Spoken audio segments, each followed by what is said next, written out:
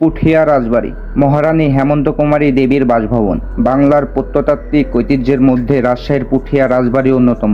1895 সালে মহারানী হেমন্ত কুমারী দেবী আকর্ষণীয় ইন্দো ইউরোপীয় স্থাপত্য রীতিতে আয়তাকার দ্বিতল বর্তমান রাজবাড়িটি নির্মাণ করেন। রাজশাহী জেলা সদর হতে 32 কিলোমিটার উত্তর পূর্বে নাটোর মহাসড়কের অভিমুখ বাঘা পুঠিয়া জেলা সড়কের পাশে অবস্থিত।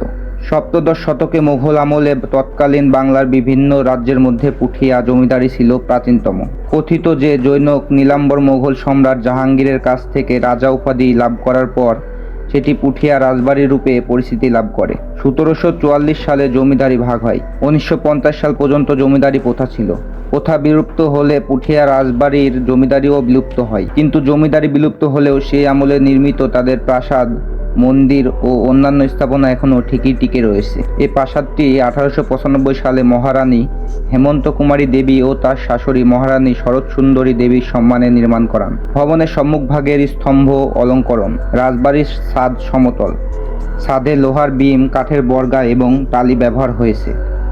নিরাপত্তার জন্য রাজবাড়ির চারপাশে পরিখা খনন করা হয়েছিল। পুঠিয়া রাজবাড়ির আশেপাশে 6টি রাজদিঘা রয়েছে। প্রত্যেকটা দিঘার আয়তন 6 একর করে। মন্দিরও আছে 6টি। সবচেয়ে বড় শিব মন্দির।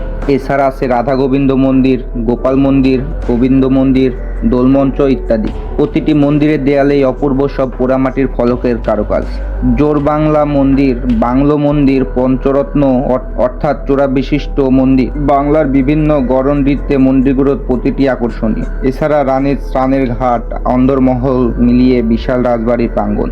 পুঠিয়া রাজবাড়ির দেয়ালের কারুকার্য দেখে যে কারো মনে অভিভূত হবে।